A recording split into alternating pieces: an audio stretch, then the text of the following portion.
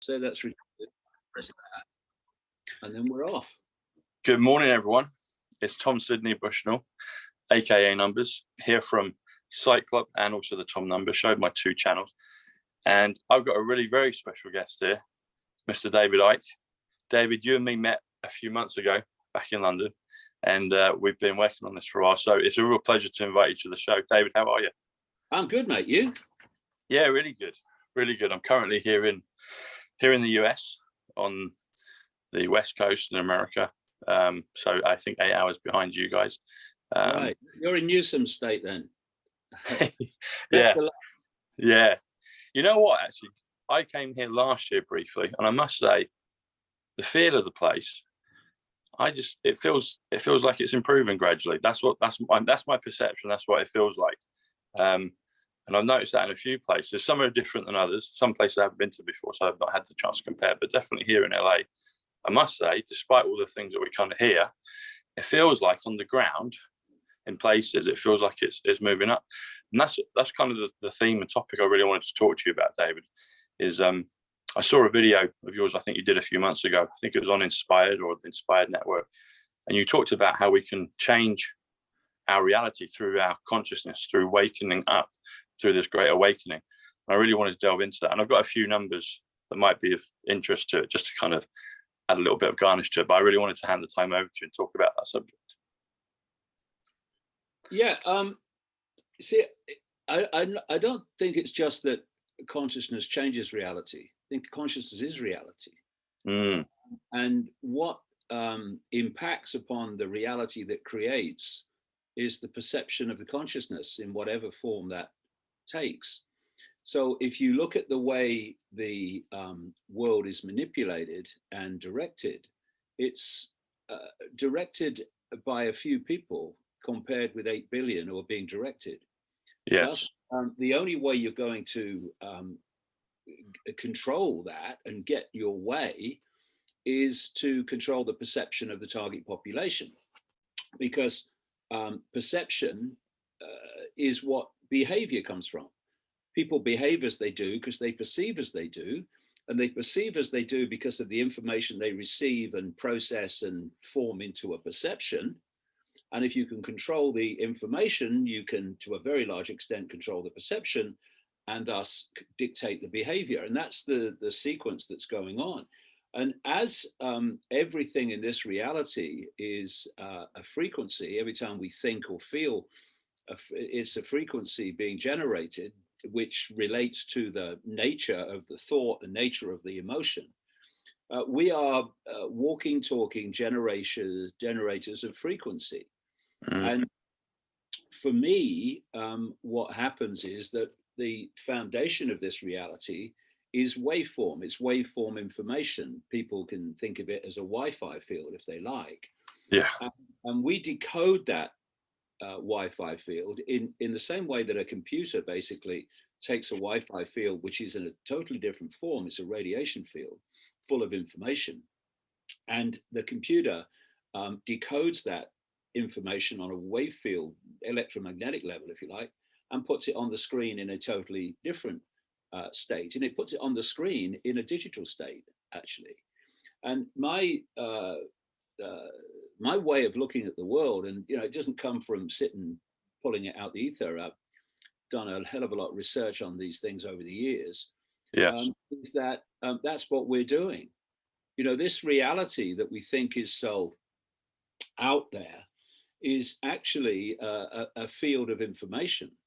And we are decoding that information from the waveform to the electrical, which is what the five senses do. They take waveform information, turn it into electrical information, and then they communicate it to the brain. And the brain turns it into what I would say is digital holographic information. I think this reality is actually made up of digital holograms in the way that we experience it, which we take. I'd have to agree with that. Yeah, I believe that as well. Yeah. So what it means is that your reading of numbers is like someone's reading of frequencies. Yes. They're different expressions of the same information. Yeah. And so if the numbers change as a result of an impact of consciousness, It's because the consciousness has impacted upon the field, impacted upon the reality on a waveform level, on a frequency level, and that expresses itself as changes in the digital level, which means the numbers will change. I've always been of the opinion that all genius is simple. Yes. Genius is not understanding the complex. We'll leave that to the certainly not genius, academia and mainstream science. But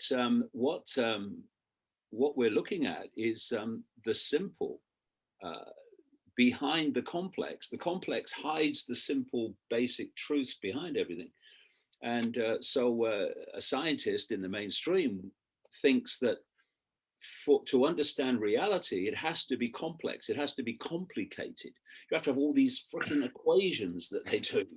But actually, the whole foundation of it is very, very simple.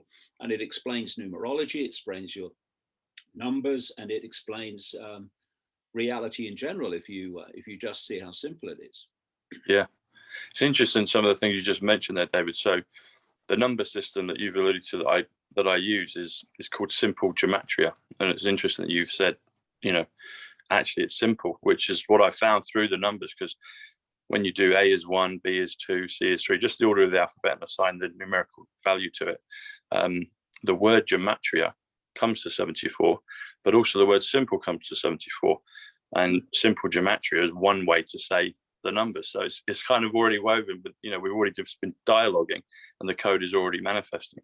Yeah, the other thing as well, the ancients knew the in the secret societies of the day and the shamans of the day and the seers of the day and the scribes of the day, they knew, and this is why you see language used so precisely by those that manipulate human society. They know that a letter, like a number, is a frequency. So you're seeing it on one level as a number, but that represents a frequency. You're seeing it as a letter, but that represents a frequency. And it's the manipulation of frequency through these different ways that manipulates human society. Because, if you are in a state of fear, a state of depression, a state of anxiety, a state of hatred, then you're in a low frequency state, because those emotions generate low frequency states. When you're in a place of joy and happiness and love and all that, you're in a high frequency state. Which is why people say, I feel so light today, and then another person still feels so heavy today. And so your numbers, I'm sure, I don't know this, but I'm sure your numbers will reflect different emotional states in terms of and different mental states in the way they show themselves. Oh yeah, 100%. You talk about perception. So perception has a beautiful value. It's 121 when you spell out the word perception. It comes to a few phrases. One of them is revelation, and it's also second coming. And so another one as well, we talked about frequency, and frequency is 114. It's trump card, like a powerful card in the deck to kind of trump everything, but it also comes to the word history. So I've been wondering for a while, and you've probably got some great commentary on this, if you can somehow change your frequency, perhaps there's a possibility you can change history, i.e. change the past, but also change your future. And that kind of kernel of the discussion that I was referring to on your video that you did a few months ago about raising your perception, raising your consciousness, raising your frequency, raising your vibration, seems like we can create this wonderful future.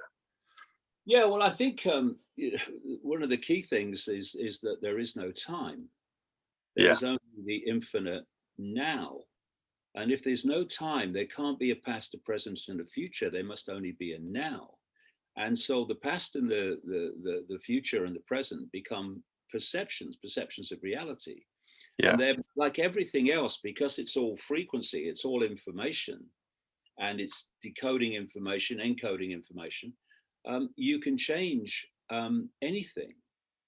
You can change that frequency field or that frequency sequence, that informational sequence we call the past, and you can change the one we call the future. And I know it's very difficult for many people. I do understand it. Actually, it's very difficult for the vast majority of people to perceive no time, because of course, if you look, and this is one of the control systems of perception, is that we are bombarded from cradle to grave with the concept of time. Or it's like, oh, what's the time? How's the time? Oh my God! Time's flown. Oh, time's going slow, and it's all time. Oh, got to be there. And yet, when you break it down, you know, where are you when you perceive the immediate present, as we call it? You're in the now. You're in the now. Okay, so where are you when you perceive the past? When you perceive the past, where are you? You're not in the past, you're perceiving the past. So the past is to you happening in the now, because what it is your perception of the past. And the future is your perception of the future. It's not what is, it's what you, however you perceive it to be, or it's a dodgy future, or it's a nice future, or whatever.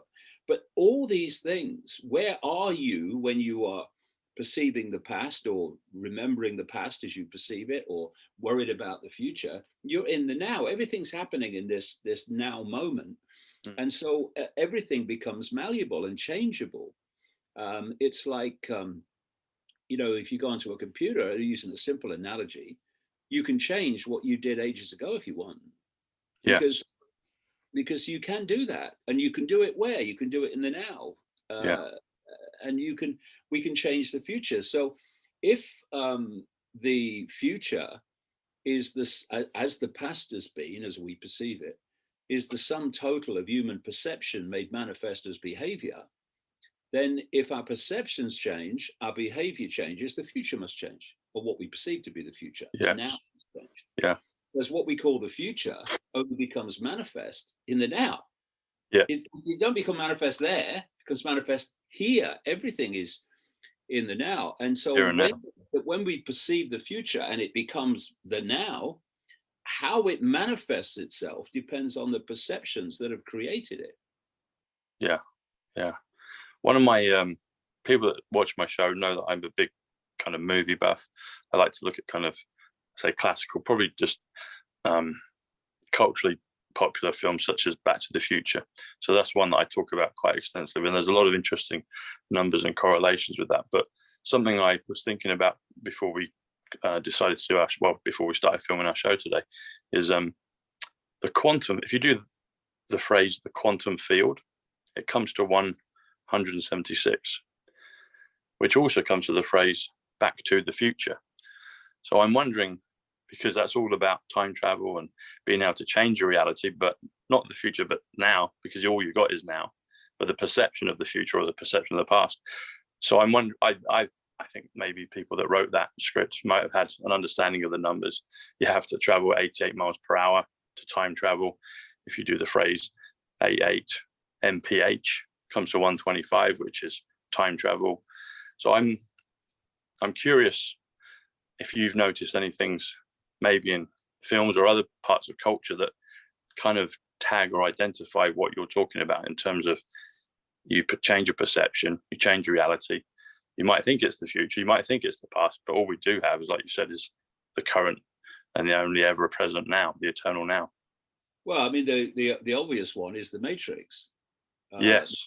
The Matrix movies, and when that came along, it was godsend to me. I don't know what the motivation was behind it, but it was godsend to me because it gave a visual a visual representation of what I was at that time trying to get across.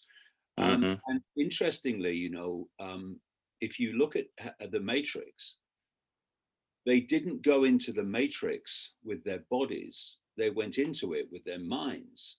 It was all the perceptual state. They put that probe in the back of the neck. And that connected their mind to the Matrix, and they experienced the Matrix as mind, not as body.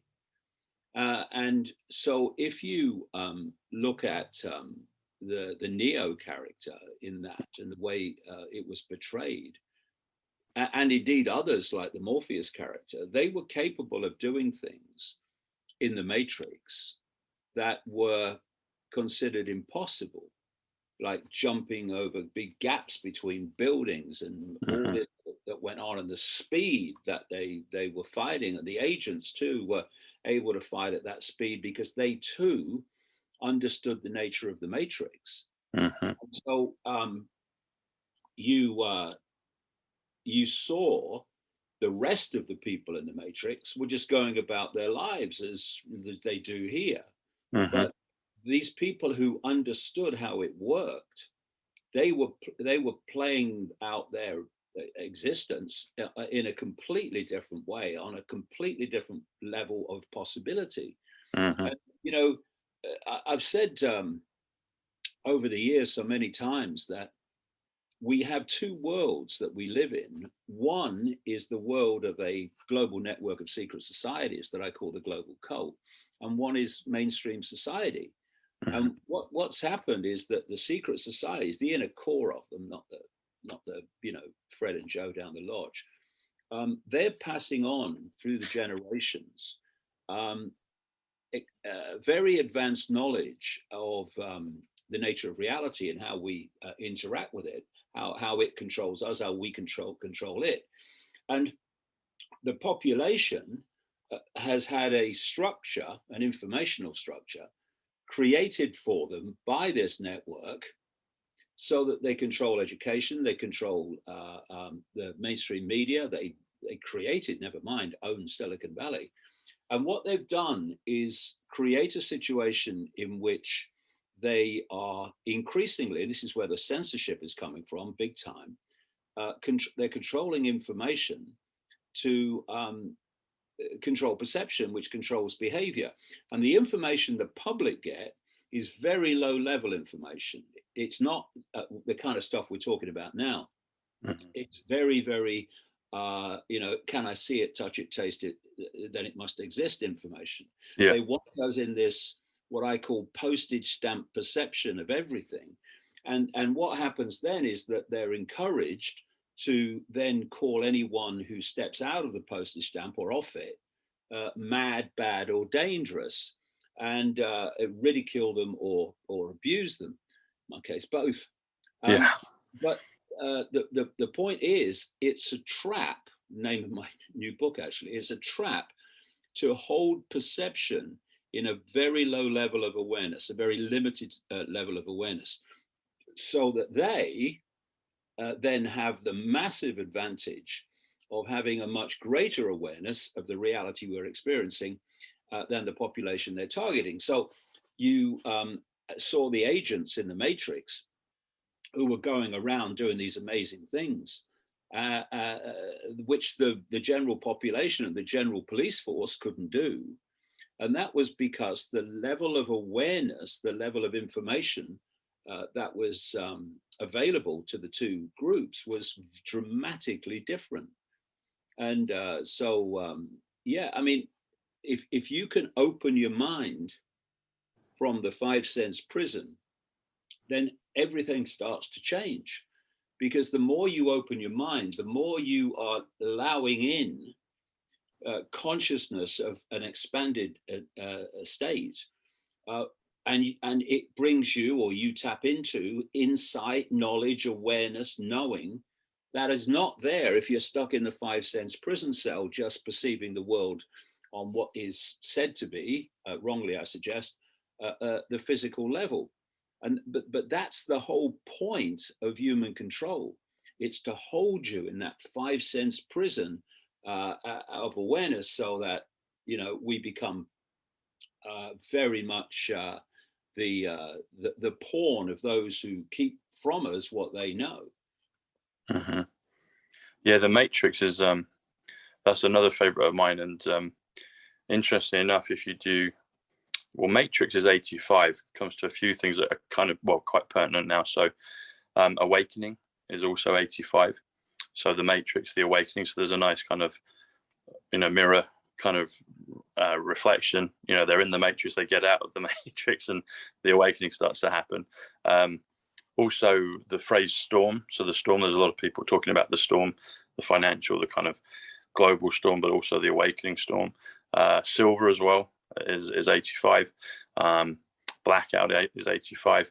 But the matrix is 118, which is it was the first number I actually discovered. People that watch my show know that my cousin Paul passed in 2015, and his date of birth is January 18th, 118. But a short time after that, I met two ladies, just kind of met in New York, kind of hung out with them and their family. But they both had the same day of birth as my cousin Paul, and he just died literally about 10 days before. And then when I returned to the UK, I actually went on a proper date with a girl, and her date of birth was 118. And I was like, hang on, what are the odds of that? I've probably spoken to 5 or 6 girls in the last month, hung out with 3 of them. The 3 that I've spent any, amount of time with have got the same date of birth as my cousin Paul, and he just died. And so that kind of sparked the numbers for me. And then we went into 2020, and it just accelerated. I connected the dots with, the alphabetical connection to it. So that's an important personal one for me. But 118, yeah, the awakening, the storm, the matrix. Yeah, and what they're doing from the core. I mean, like I say, not Bill and Joe down the lodge. At the core of this, they understand how it works, and they know that if they use certain words and they use certain numbers, they will be generating a frequency which will impact upon those who see and hear it. Yeah. They don't put these symbols all around us for a bit of fun and a laugh. They do it because it has an impact. I mean, one of the major symbols that they have is the pyramid and all-seeing eye. Yes.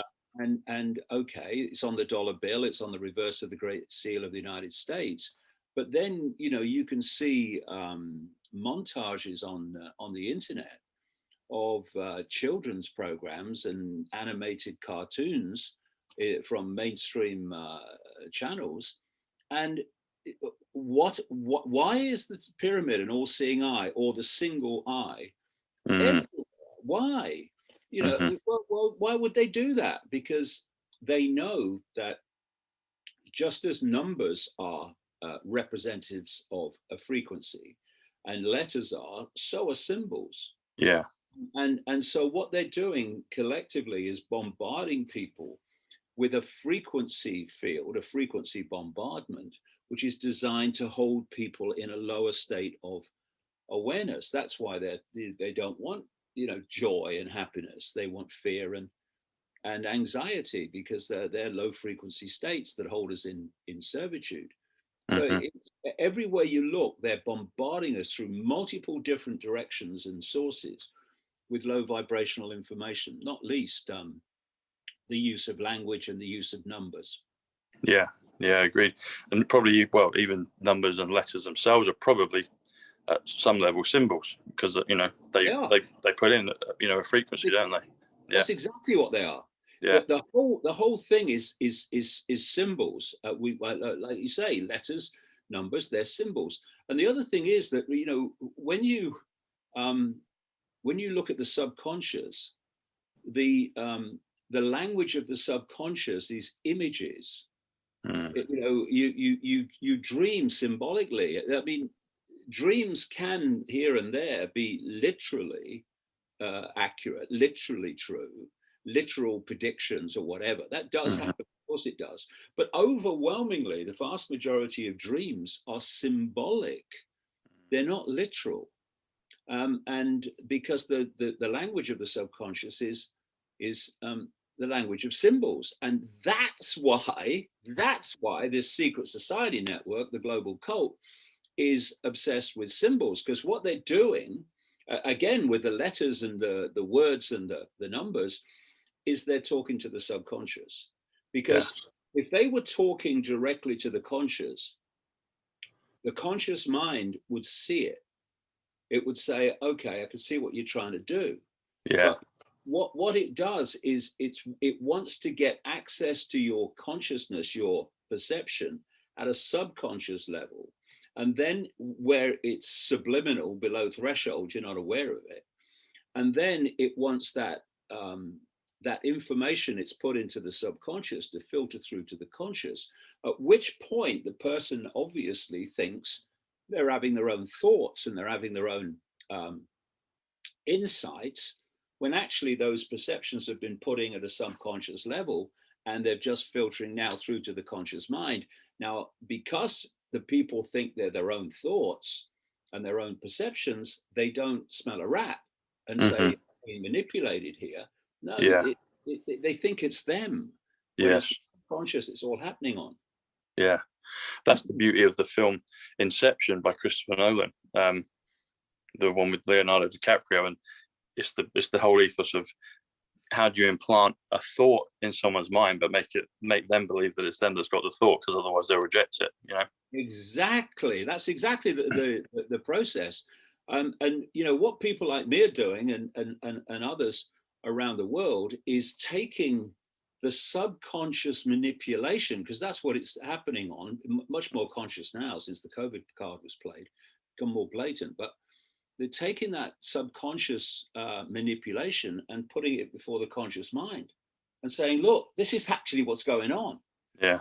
And the thing is that once you become conscious of it, it loses its impact on you. Yeah, exactly. I've used an image a few times in my books over the years when I've been talking about this, and it's a picture of 4 plants, and it's a subliminal picture, but just of 4 plants.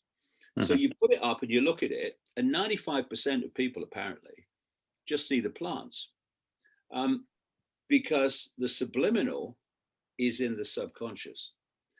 Then you point out where the subliminal is, and in this picture, the white bits between the plants, very clearly, when you see where it is, spells out the word sex. Right. The fascinating thing is so symbolic and literally confirmative of what we're talking about, is that once you point out where the subliminal is, doesn't matter if it's just that one or any other, every time someone subsequently sees that picture, the subliminal is the first thing they see. Not, and which they couldn't see before. Now it's the first thing they see when they see the picture, because it's been taken out of the subconscious into the conscious mind. It's been taken from below threshold to above threshold. And that's why they're terrified of this information getting out there to about what's going on, because once people just encompass it and look at it, they start to see daily events in a completely different way, because they become conscious of it. Yeah, the whole thing with the mind is fascinating, and the word mind comes to 40, which also comes to your name, David. So I thought you might, thought that was interesting. David and mind are both 40. But yeah, the whole thing of the manipulation that we've had is crazy when you really start to see it. Once you get this awakening, and like you said, once it's been pointed out to you, you see the word sex, that's all you're going to see, because it's come from the back, it's now in the forefront. But they're masters of it, and hopefully, I guess I'm always ever the optimist. I think maybe if good forces are also working on our behalf, maybe they're doing similar things in a good way, in a reverse way. I don't know, but I'd like to think maybe there's some of that, or maybe it would just be completely over and be damn obvious. I don't know, but I think maybe hopefully there's some good forces that might be reversing some of those things. Yeah, well, the point is, I would suggest, is that if people awakened from the 5 sense prison cell, this manipulation and control system would fall. It would unravel, because we're holding it together. What you believe in, you will underpin. This whole control system is a house of cards, but we're holding it together, and we're holding it together with our minds, or at least most people are. I remember I was invited to speak at the Oxford Union a few times years ago. They don't ask me, there'd be riots, but they did then, and I spoke there 5 times doing the debate and stuff, and I left school at 15 to go and be a professional footballer. I never took a major exam in my life. And I thought I would turn up at Oxford University, this ancient debating society in Oxford. And I thought, well, I'm going to be in a bit of trouble here because these are real clever people. And I'm still waiting to be asked a challenging question in all the times that I was there. Where I'm going with this is that you can debate something as they do there, but you're debating from the overwhelmingly anyway from the same perception of reality. You might say I believe in this kind of economics and I believe in this kind of economics, or I believe in this politics or that politics, but you agreed, and this is the same with the whole system. You're both agreed on the premise of reality.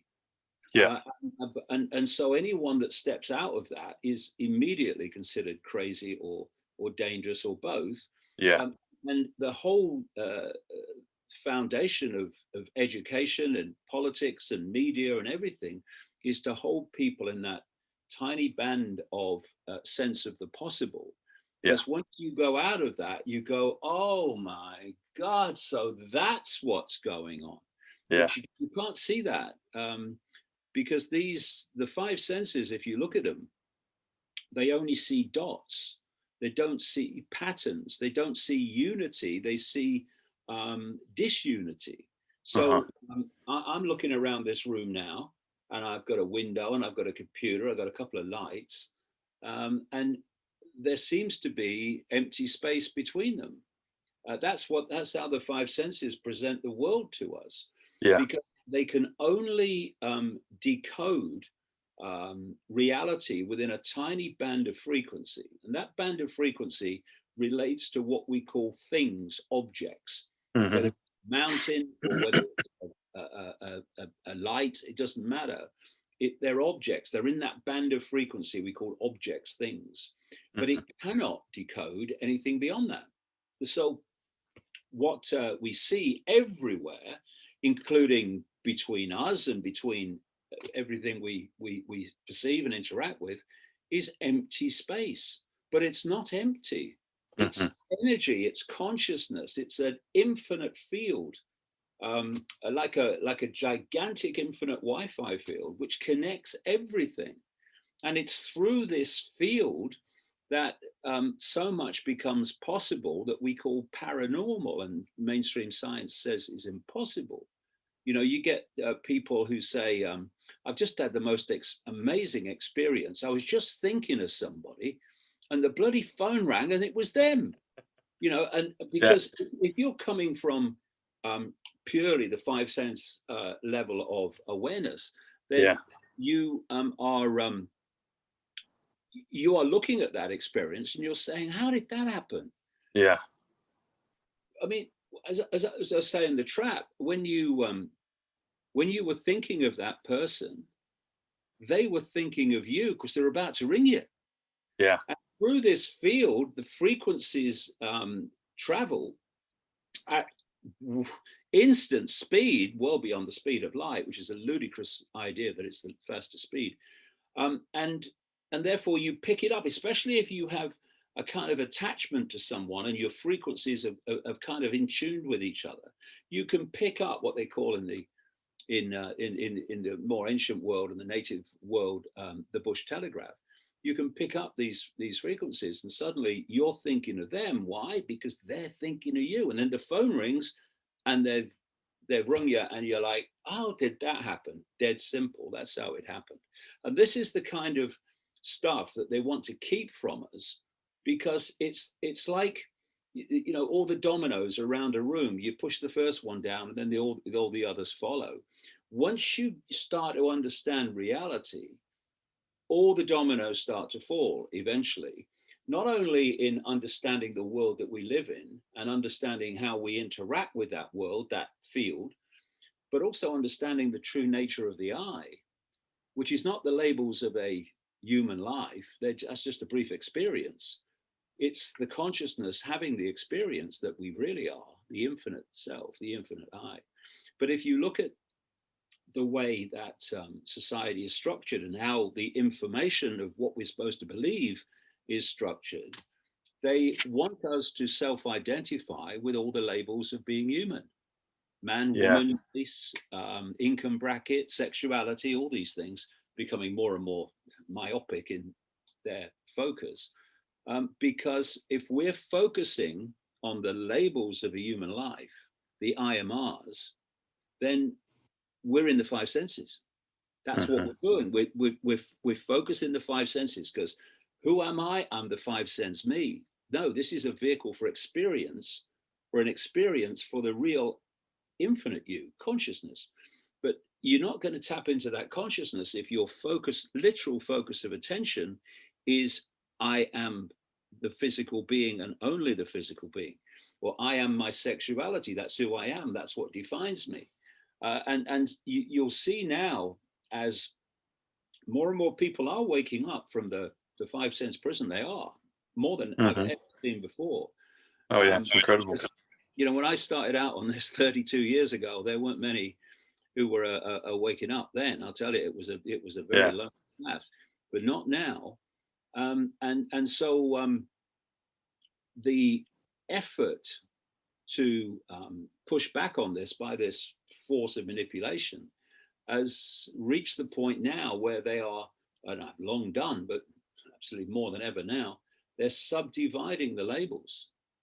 Now you have this long list of letters, LGBT, going on and on and on, because they're targeting the young particularly with this. They are pressuring and encouraging them to self-identify the I with not just the old labels of a human life, but subdivided labels, more and more myopic subdivided labels. So who are you? Well, I am this sexuality or that sexuality. No. That's what you're experiencing. Good luck to you. But it's not who you are, it's what you're experiencing. Who you are is the consciousness having the experience. And that's what they don't want us to know. Because once you self-identify with consciousness, you automatically expand your sense of awareness. As your self-identity expands, so your consciousness expands with it out into the potentially infinite great beyond. And suddenly you're tapping into knowledge, awareness, understandings that you never had before. And you think, well, why didn't I see it before? It's so obvious. Well, because you were there before, that's why. Yeah. And this is what awakening is. It's awakening from the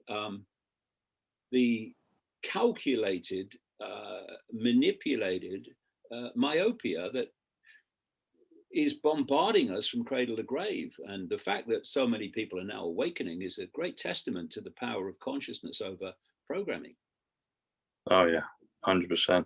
And thank you for being a front runner in all this. You know, it's nice to see that some of your, well, the early things are kind of almost becoming validated. You had your own personal validation, but it's nice to see the crowd kind of get behind you. You talked about a couple of things there, David. I mean, you're talking about society, and you mentioned Oxford, and it was almost like this kind of pat on the back society. It's like, as long as we agree the parameter of our discussion, then we'll, you know, we can talk within that. But it's such a small, closed box and vessel. And you also talked about dots, and that made me think about. So over the last year, I've had what it appears to me to be lights in the sky that aren't satellites, that aren't planes. I don't think they're drones, and they seem to appear, sometimes flash off, sometimes come back, and then sometimes disappear for a long period of time. I think they appear to me to be some form of UFO. I haven't seen like a real detailed craft, but I have seen lights that appear in the sky and then switch off, almost like they're kind of signaling. I don't know what experience you have with UFOs or lights in the sky or other things that are out of the box in that kind of vicinity. It's something that's come to me in the last year in the UK and in America.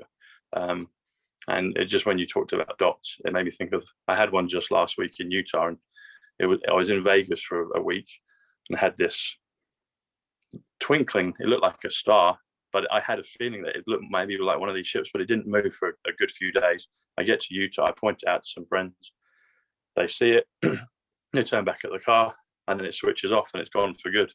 And I haven't seen it since. I just wondered if what your experience is with things like that. Well, there's a lot of stuff going on all around us, but because our attention is so focused on the five senses alone, I mean, most people live their lives just basically looking like that, don't they? Yeah. And how many just go, hold on a minute, what is this place? Who am I? Where am I? Yeah. They don't do that. The more and more people are, as the awakening goes on, but still the vast majority don't. And so their reality comes from what science tells them. It's clueless. They haven't got a clue what reality is, or what academics tell them, ditto, or what their particular religion tells them.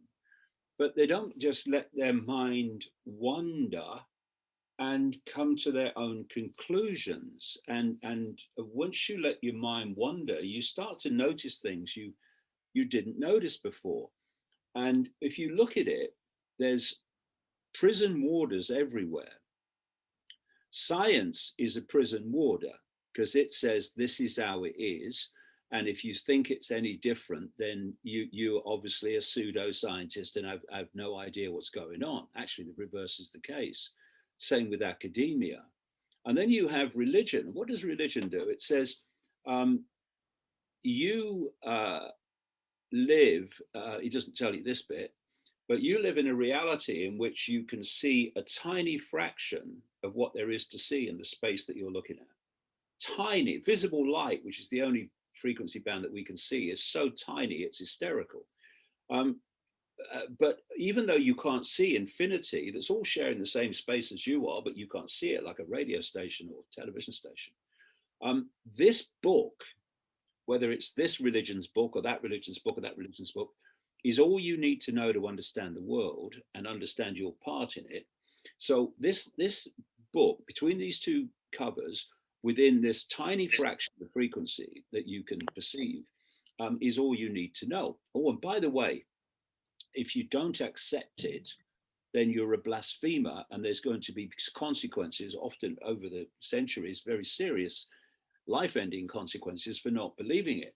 So if you look at the process of focus, it's all focusing attention in the myopia, and it doesn't matter if it's a religion or science, or which is another bloody religion, or whatever. Like the climate change, human caused climate change. It's a religion. It's not a reality. It's a religion, and they're all there. Now, if you're so focused on something like that, whatever it may be, then you're not going to see that. So, and if you are more sensitive to frequencies, if you can go more into the field than is the normal human experience, then the more you go into the field outside the normal human band, which is what psychics and people like that do, the more you're going to see that other people don't see. And when you see it and you report it, they're going to give you a drug if you're a kid, or they're going to put you in a mental institution or something, because you're seeing something or hearing something that others don't see and hear. And it's not because you're crazy, it's because your sensitivity is greater than the norm. Thus, you see and hear things that normally aren't seen and heard. So if someone is much more open like that, they can look at the night sky you were describing, and they can see things that others won't see. I mean, it's classic. I mean, I've seen this, I've experienced this, where someone says, bloody hell, there's a ghost over there. Look, it's a ghost. And the person next to him says, can't see a bloody thing. No, because what we call a ghost is operating very, very close to the frequency band of what we call human, but it's just outside of it, just on the periphery. And that's why they don't look solid. It's because it's like two radio stations, one's interfering with the other one. You've got one radio station that is pretty, you can hear it, it's the dominant one. And you've got another one that you can't hear as well, but it's interfering with it. Well, that's what basically is happening visually with a ghost. The point being that two people can look at that and one can see it and one can't. Yeah. These so-called paranormal phenomena, and that's another point, they have to call them paranormal because they are outside the ability to explain what normal perception understands to be reality. This is why you'll get scientists and academics who'll just poo-poo the paranormal. Two reasons, basically. One, they don't understand how it can happen because they're so locked away in the perception of reality that they've been taught. And the other thing is that, if they did go in that direction and say, well, actually, it is possible, then there wouldn't be a mainstream scientist or academic for very long. So there's a lot of pressure to conform to the scientific and academic norms and not explore. So that's left to other people to do that. And they're the ones that they get laughed at and ridiculed, but then vindicated eventually. If you look at the whole story of history, it's people going outside the box, realizing something that the box doesn't accept, and then the box moving towards eventually, often after they've long gone, to realize that actually they were right in the first place. And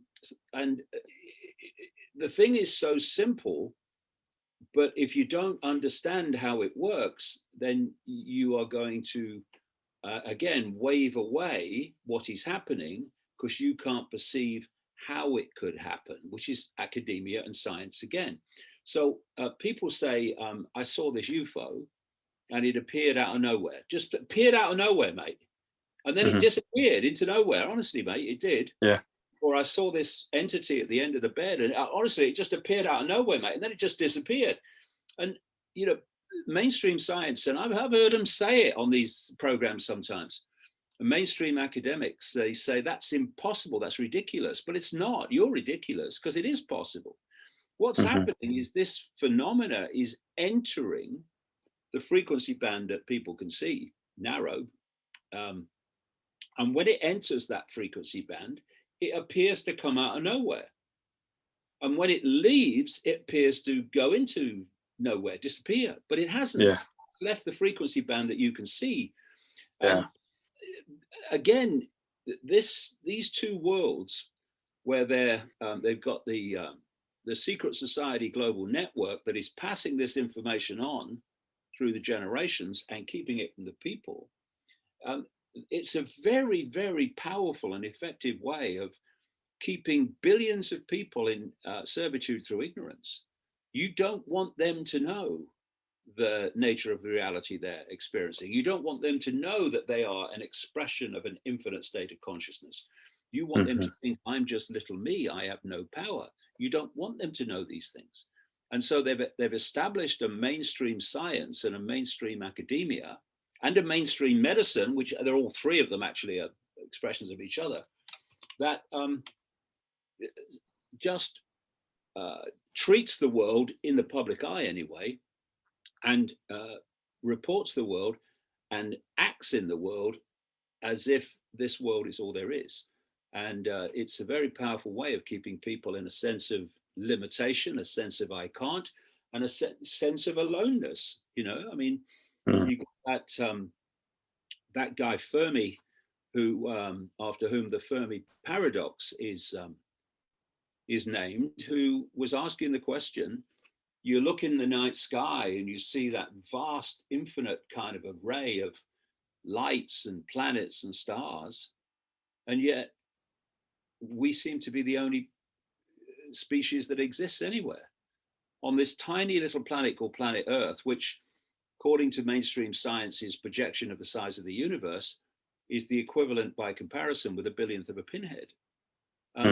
It's insane. Of course it's insane. But if you want to maintain people in a sense of isolation, in a sense of aloneness, which has its psychological impact massively for a start, then you don't want them to realize and to interact with, worst nightmare, other worlds, other species, other realities which would make their mind immediately go like that. You want them here. And if you're going to keep them here, then isolation is the way to do it. Or a sense of isolation, not real isolation. Yeah, that's it. It's a perception. Yeah, perception of isolation. What's this period of time been like for you, David, personally? Because as you said, you started on this journey, you know, a number of decades ago, and it was very lonely for you because you were almost like the only person you were the tall poppy speaking out.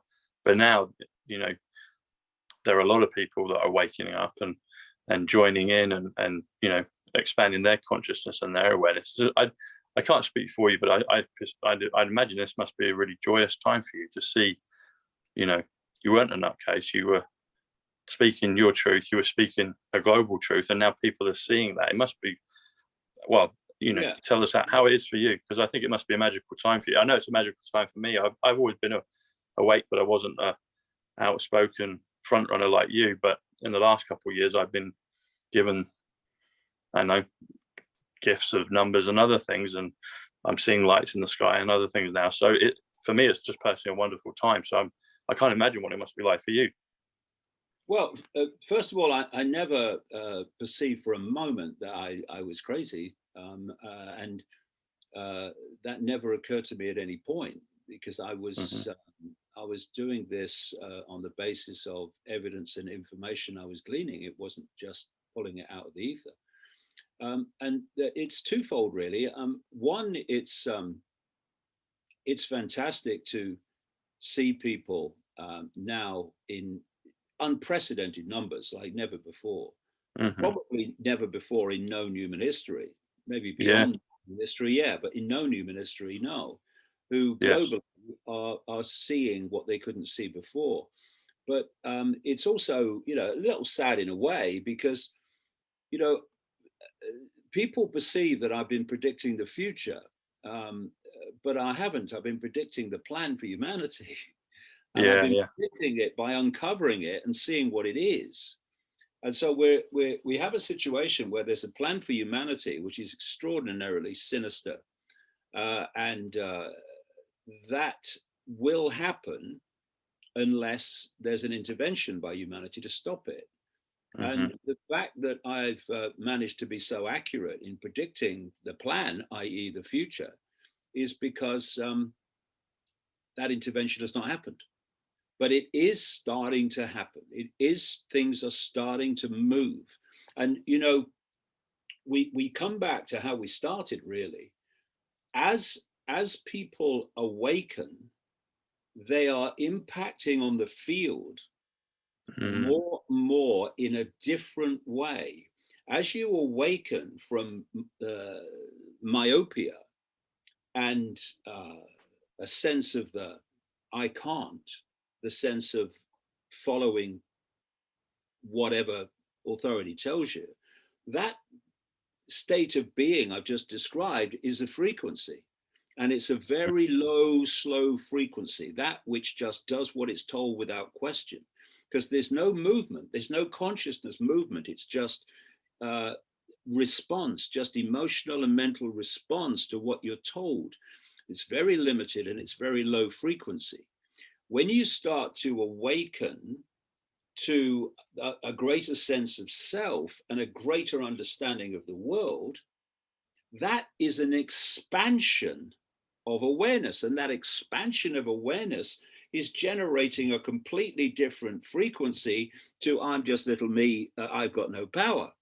And so what's happening now, it's not just that individuals are awakening, it's that the individuals and the collective sum total of the individuals awakening is impacting on the field. And we're interacting with this field all the time. And this is why, as I've said in the books over the years, this global cult wants to control the frequency level of the field. If you are swimming in the ocean as a fish, then you're affected by the ocean. You're interacting with the ocean. What happens to the ocean happens to you.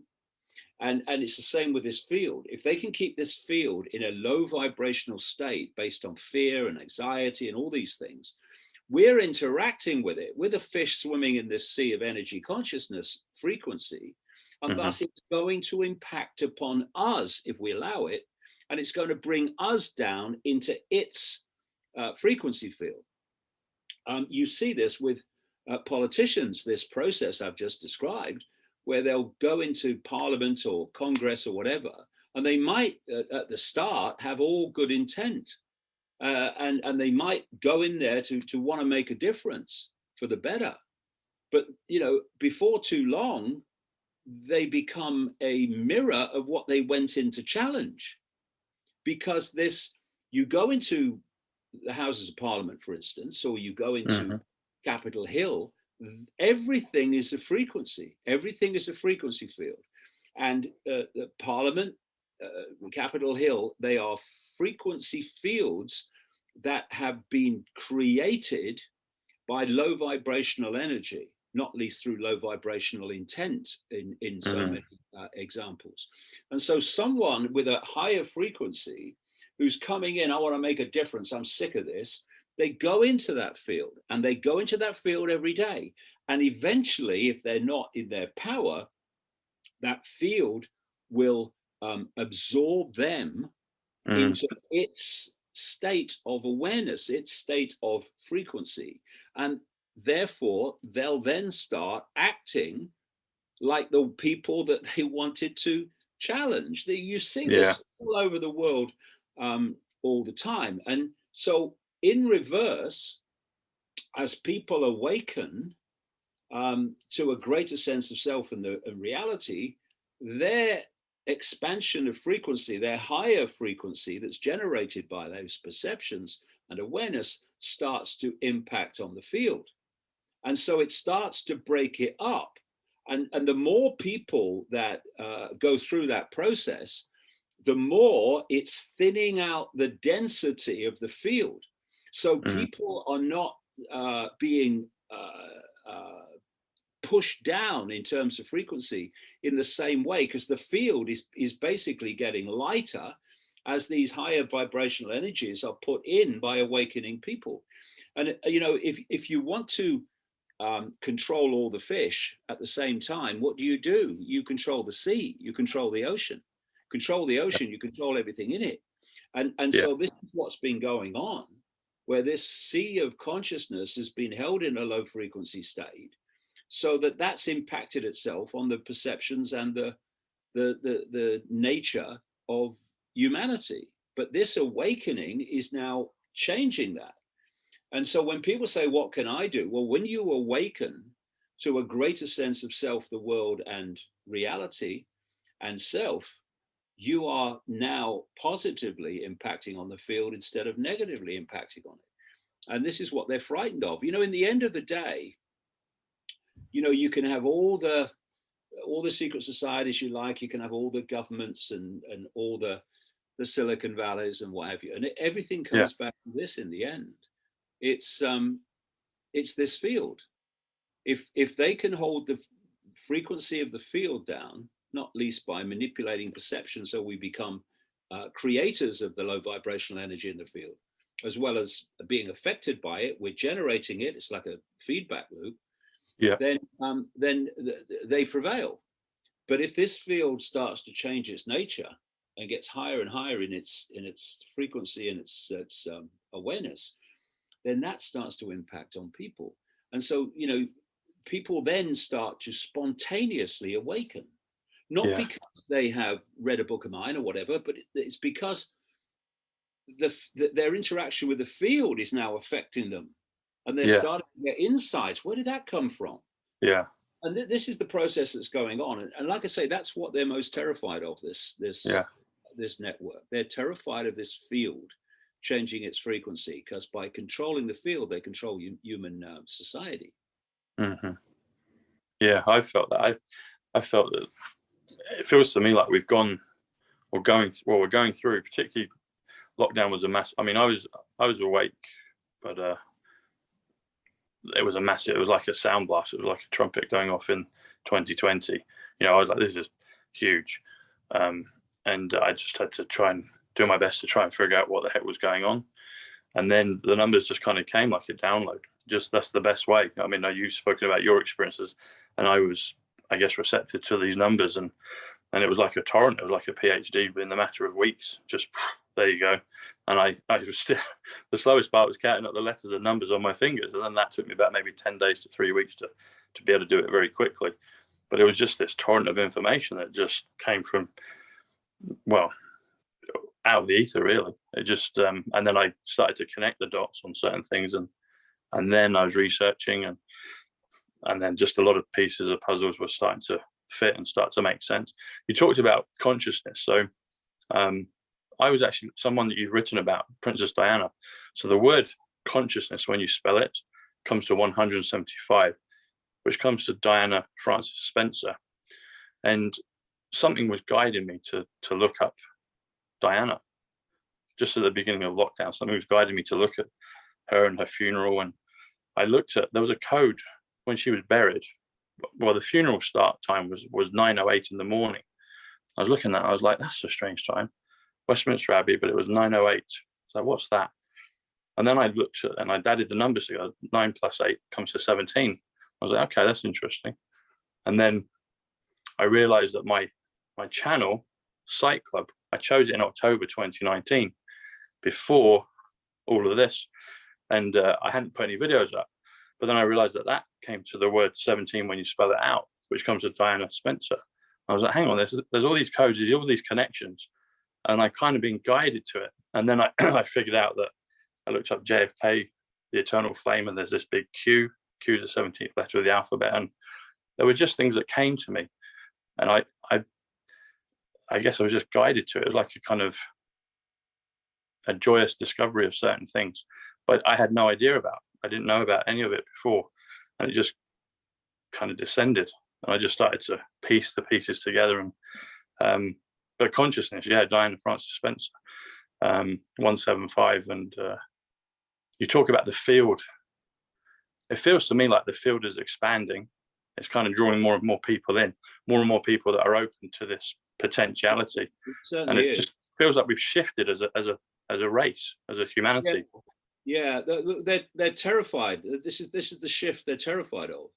Yeah, they're terrified of perception changing and thus reality changing, because when you start to awaken from the 5 sense prison cell, which is what they operate on basically, in terms of this world, in that is, then you see things you didn't see before. They've now lost the plot. They've lost the script.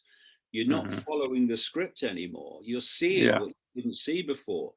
So this is what's happening. And you mentioned the rituals, and it's at this time that this happens. I mean, if you look at the Queen's funeral and anything like that, it is done with what they call military precision. Yes. And you look at the satanic rituals that are going on, and these are just satanic rituals on public display. People don't realize that they are. Yeah. And they are meticulous in the way they do things. Why? Because their impact, the impact that they are looking for, is on the field. So a certain time is a certain frequency. Yes. And that impact upon the field. You know, it's all impacting on the field, because what the field is, because you can't see it, you can feel it. My God, you can feel it. You can see it. Yeah. It's the equivalent of the collective subconscious. Yes. What it is. Can you see your subconscious mind? No, you can't. It's operating on a frequency beyond human sight. And therefore, if you look at this field, you're looking at the collective subconscious on this level anyway that we're talking about. So what they're doing with their rituals and their ritualistic timings and the marches and all that stuff, the way they march, and the colors are the same. Every color is a frequency. Every color is a frequency. It is. That's why people will put on a certain color, and people say, "Oh, you look proper washed out," and they'll put on another color, and they'll say, "Oh my God, that don't often make you look alive. That really makes you look different." It's because that one frequency doesn't sync with you and the other frequency does, because all colors, frequency, everything's bloody frequency. So this is pink is 50. Pink is 50. 50 is America. Donald, Paul, my cousin Paul that passed, Eileen, my grandmother, she's part of the numbers for me because I get orbs in some of my videos, and I'm wearing black. Diana, 29. So there's lots. Yeah, I agree. The colors are totally coded. Yeah, I met a guy once a long time ago, and his mother was an Irish psychic, and he was telling me, he said, when I was growing up, he said my mother would be able to predict what the Queen Mother and the Queen were wearing every day that they were on public display. Yeah, the colors that they were wearing. Yeah, because they were wearing colors according to esoteric law, what I would call satanic. Yes. Yeah. And everything is ritual. Why is everything ritual with these people? Everything is ritual. I mean, the whole royal family, from January the 1st to the 31st of December, is one long bloody ritual. They go to the same houses and the same places at the same times every year. All of it's ritualistic, secular and ritualistic, because the whole they're punching into the keyboard of the collective consciousness. So they're impacting upon the collective subconscious. That's what they're doing. It's I mean, people might think, "Oh, that's a bit far-fetched." It's not. No, it's real. It's what's happening. And if you can impact on the collective subconscious, what I call the field, then you're going to impact on people's perceptions. Yeah, definitely. Well, David, it's been really fascinating. I'd love to do more of it with you. Maybe we can do it again in the future. Do more, because there's so much to look at and to enjoy. And one thing I wanted to mention was we've talked a lot about the field, and one way to look at it is quantum field. And quantum is 107. Comes to currency, comes to Superman, Aquarius, military, Trump's atonement, comes to a lot of things. Field is 36, which is also real. But you add them together, comes to 143. 143, going back to the movies that we were talking about, I talked about Back to the Future. In Back to the Future, Emmett Brown, 148, he says November 5th, 1955, he discovered time travel. And here in England, well, I'm in the US, but you're in England, but I'm an Englishman, we're always told to remember 5th of November. And we've got some things coming up soon in the US. Don't know what's going to happen, but November 5th comes to 143, which comes to quantum field. So again, I'm curious. I think it's deliberate that November 5th was chosen in Back to the Future as the date when time travel was discovered or invented by Emmett Brown, because, as we've discussed, this field, if you can change it, if you can tap into it, you can change the reality of your perception of the past and perception of the future. You can change the reality of how it appears and how the constant now feels. Some other interesting things with that is 143, November 5th, comes to ground zero, comes to building 7, comes to my cousin Paul, who passed, and I got the first numbers of his date of birth, 118, the awakening, the storm. Melania Trump comes to 143. Kryptonian comes to 143, so you got the Superman thing there. But I find that more and more I delve into this, I see connections and parallels with things from the past, things from the future, things from the present, but in all areas. So whether it's science, whether it's science fiction, whether it's politics, whether it's sport, all over the place. And they all seem to come to this convergence point, which I just find really interesting. But November 5th, 143 is quantum field, and that's how you change reality. So yeah. And you know, they choose the timing of when they do things based on astrology and based on numerology. Yes. So you look at the number of wars of conquest that have broken out in the spring, in March. It's what they call it, the Ides of March. Ides of March, yeah. They happen so often in that period, and you'll see the constant theme of certain things happening in certain periods of the year, because they're picking those things out. We're just coming up to Halloween, for instance, which is a major date on the satanic calendar, and we've done a film. You ever heard of the Hellfire Caves in Wickham? Yes, I've been as a young child. I've been there. It's very cold inside. Yeah. Well, there's a lot of satanic stuff gone on in there. Not just when the creator of them, Sir Francis Dashwood, was around in the 1700s, but they were used for a long time, centuries after that. Same stuff. And so it's a very demonic. It's very, very, very low vibrational, very demonic. And we went in there for in the evening for a Halloween special on ICKE, and it was an interesting experience. And again, you because of all the things that happened, but when you go into those places and you're feeling them, or you go into an old house where a lot of negative things have happened over the years, you feel it. It's in the atmosphere. It's in the field. The field been impacted by what has happened in that place, but what you can do is you can go along there and you can change the energy. You can change the energy, even in the most apparently demonic places. You can change the energy, because high vibration trumps low vibration every freaking time. But what they've done is manipulate us to fear the demonic, when actually the demonic is the village idiot compared with the power of a high vibrational consciousness. So these are other things that people need to appreciate, that the power is with them. It's not with the manipulators. The manipulators have the power because the population give their power to them. Yeah, 100%. David, just a real quick in closing, you said about you you can transmute and change the energy because the good intentions trump those things every time. Talking about humans, because I believe like you've said, we're infinite beings of immense power, and our power has been hid from us. It's been shut off because we've been kept in this paradigm, but now we're breaking free. The word human comes to 57, which also comes to the word Tesla, as in Nikola Tesla. And Tesla, from my understanding, seemed like he was onto many great things, and he was suppressed. And so this future that we're going into, I believe, will have Tesla. It's not Elon's cars, but Tesla technology in terms of Nikola. But I think that human connection, the immense power that we have, even England, good old England, where we're both from Blighty, 57 is also England, which is Tesla. And I did a couple of, before we close out, I'll let you share where everyone can find you, but I did a couple of phrases. So if you do David Icke, that comes to 68.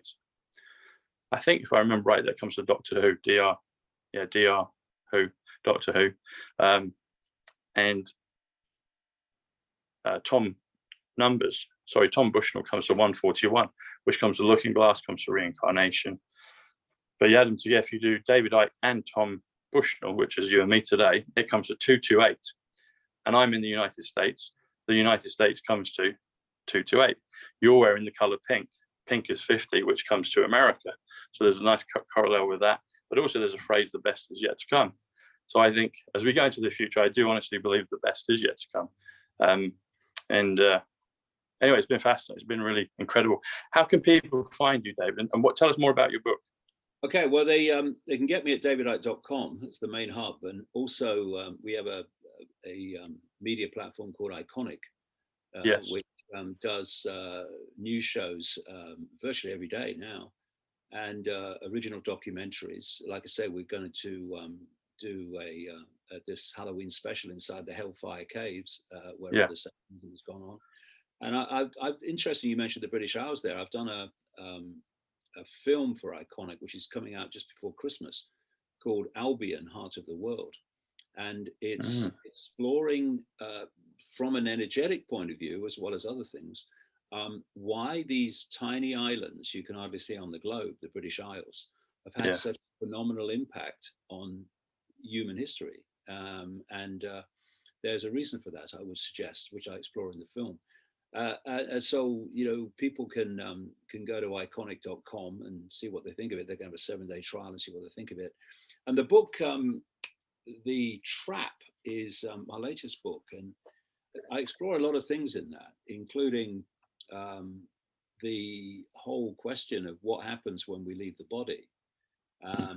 Because, I mean, you know, it's starting a whole new area, but it's been my contention since just after the millennium that this reality is actually a digital holographic simulation. Yeah. Actually, a waveform information is what it's based on, but we decode it into a holographic digital simulation.